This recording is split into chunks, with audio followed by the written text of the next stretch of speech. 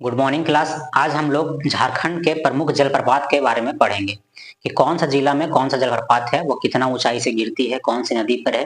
तो हम लोग ज्यादा समय ना लेते हुए जलप्रपात को समझते हैं। तो चलिए जलप्रपात की ओर चलते हैं। स्टार्ट करेंगे गढ़वा जिला से। गढ़वा जिला में कौन कौन से प्रमुख जलप्रपात हैं? तो यहाँ सबसे प्रमुख जलप्रपातों में से है बलचौरा। बलचौरा कौन सी नदी पे है? तो कन्हर नदी पे है। उसके बाद है सुखलदरी। सुखलदरी कौन सी नदी पे है? तो कन्हर नदी पे। उसके बाद है गूंगाझंझ। गूंगाझंझ है। उसके बाद हेसातु है। उसके बाद सतबहनी है। सतबहनी कौन सी नदी पर है? तो सतबहनी नदी पर ही है।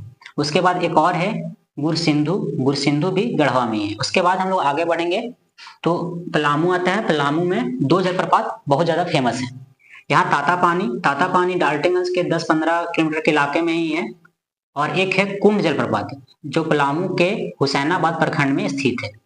अब इसके आगे हम लोग चलेंगे तो आता है चतरा। चतरा में भी कुछ प्रमुख जलप्रपात हैं। उनमें से है गोवा, तमासीन, मालूदा और डुमेर सुमेर। इसके बाद हम लोग चलेंगे कोडरमा। कोडरमा में कौन सा जलप्रपात फेमस है? तो सतवागन जलप्रपात जलप्रपात कोडरमा में फेमस है। उसके बाद आते हैं हजारीबाग। हजारीबाग में दो जलप्रपात बहुत ज्यादा फेमस है, एक सूरज कुंड और दूसरा बोकारो। अब यहाँ हम लोग कंफ्यूज कहेंगे कि सर बोकारो एक जिला है तो बोकारो जलप्रपात तो बोकारो में होना चाहिए था, लेकिन ऐसा नहीं है। बोकारो जलप्रपात हजारीबाग में स्थित है। यही एग्जाम में कंफ्यूज करता है कि बोकारो जलप्रपात कहाँ स्थित है, तो हजारीबाग में। ये ध्यान रखेगा आप लोग। इसके बाद हम लोग आते हैं गिरिडीह। गिरिडीह में उसी जलप्रपात बहुत ज्यादा फेमस है। और ये कौन सा नदी पर है? तो उसरी नदी पर है। इसके बाद हम लोग सीधे आगे चलते हैं। जो प्रमुख जलप्रपात के बारे में हम लोग बात कर रहे हैं, तो फिर आता है सीधे साहेबगंज। साहेबगंज में कौन सा जलप्रपात फेमस है? तो मोतीझरा। मोतीझरा कौन सा नदी पर है? तो अजय नदी पर। इसके बाद हम लोग आगे आते हैं, मटिंडा जलप्रपात कहाँ है? तो धनबाद में है। इसके बाद आते हैं रामगढ़। रामगढ़ में कौन सा जलप्रपात है? तो रजरप्पा। रजरप्पा कौन कौन से नदी के किनारे बसा हुआ है, पहले ये समझते हैं हम लोग। तो रजरप्पा में दो नदियों का संगम होता है, दामोदर और भैरवी। तो उसी में रजरप्पा जलप्रपात का निर्माण हुआ है, जो लगभग 4 मीटर का ऊंचाई है। 4 मीटर ऊंचाई से गिरती है ये रजरप्पा। उसके बाद हम लोग आते हैं रांची, जिसको क्या बोलते हैं हम लोग? जलप्रपातों का शहर बोलते हैं। तो आते हैं रांची। स्टार्ट करते हैं हुंड्रू। हुंड्रू वाटरफॉल जो झारखंड का दूसरी सबसे बड़ी वाटरफॉल है। और ये कौन सा नदी पर है? तो स्वर्ण रेखा। इसकी ऊंचाई कितनी है? तो 321 फीट इसकी ऊंचाई है। उसके बाद आता है दसम। दसम जलप्रपात कौन सा नदी पर है? तो कांची नदी पर। इसकी ऊंचाई कितनी है? तो 130 फीट इसकी ऊंचाई है। उसके बाद आते हैं हम लोग जोन्हा। जोन्हा जलप्रपात कहाँ स्थित है? तो रांची में स्थित है। और ये कौन सा नदी पर है? तो राढ़ू नदी पर। और ये कितना फीट इसकी ऊंचाई है? तो 56 फीट इसकी ऊंचाई है। और इसका ये माना जाता है इसमें कि गौतम बुद्ध जब यहाँ आए थे तो यही जलप्रपात में स्नान किए थे, इसलिए इसका दूसरा नाम है गौतम धारा जलप्रपात। तो ये आप लोग याद रखिएगा। फिर रांची में फेमस है सोनुआ जलप्रपात, सीता जलप्रपात, तिरु जलप्रपात और पंगूरा जलप्रपात। इसके बाद हम लोग आते हैं पूर्वी सिंहभूम में। तो यहाँ एक फेमस है धारागिरी। धारागिरी जलप्रपात कहाँ है? तो पूर्वी सिंहभूम में है। उसके बाद हम लोग आते हैं पश्चिमी सिंहभूम में।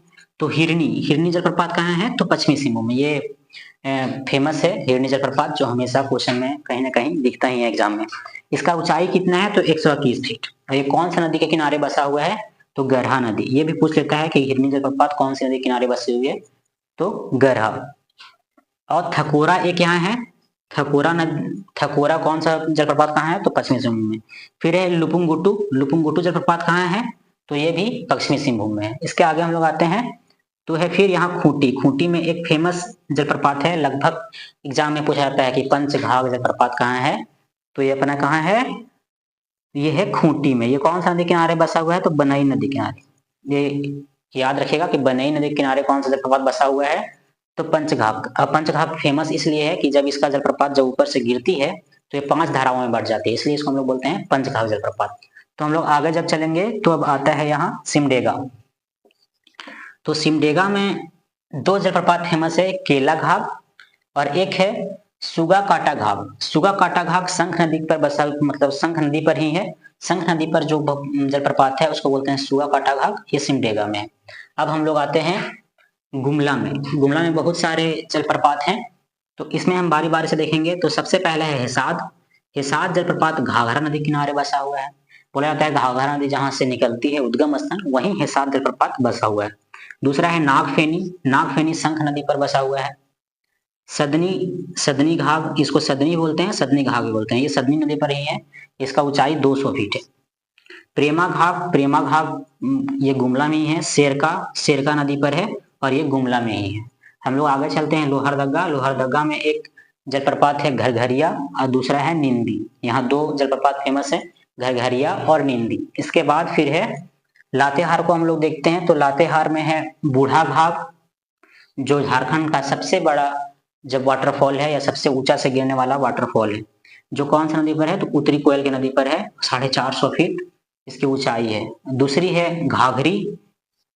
घाघरी की ऊंचाई कितनी है, 140 फीट। और ये कौन सी नदी पर है, तो घाघरी नदी पर। और ये कहाँ, नेतरहाट के करीब ये घाघरी नदी बहती है और वहीं से ये घाघरी जलप्रपात, घाघरी नदी और घाघरी नदी पर ही है घाघरी जलप्रपात, जो 140 फीट ऊंचाई से गिरती है।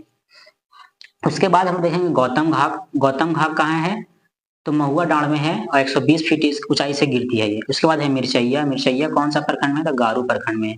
उसके बाद लातेहार में एक फेमस वाटरफॉल है कांति, जो हमेशा एग्जाम में पूछा जाता है। कांति वाटरफॉल कहाँ है, तो वो है लातेहार में। तो इस प्रकार हम लोग मानचित्र के माध्यम से सारे वाटरफॉल को देखे और समझे।